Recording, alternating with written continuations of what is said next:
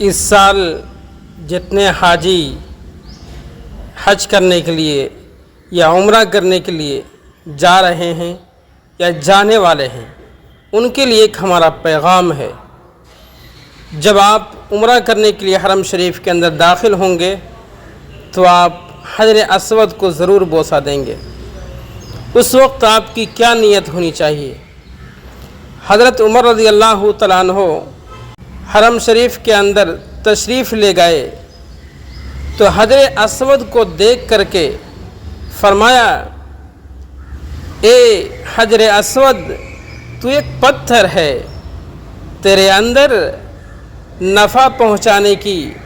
اور نہ ہی نقصان پہنچانے کی طاقت ہے، بس تو ایک پتھر ہے، مگر میرے نبی آقائے نامدار تاجدار مدینہ رحمت للعالمین جناب محمد الرسول اللہ صلی اللہ علیہ وسلم نے تجھے بوسہ دیا ہے، اس لیے میں تجھ کو بوسہ دے رہا ہوں۔ تو میں جتنے بھی حاجی حج کرنے کے لیے یا عمرہ کرنے کے لیے جا رہے ہیں ان سے ہماری گزارش ہے کہ حجر اسود کا بوسہ لینے کے وقت آپ بھی یہ نیت ضرور رکھیں کہ وہ ایک پتھر ہے،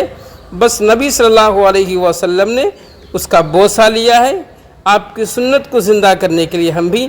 بوسہ لے رہے ہیں۔ اس پتھر کے اندر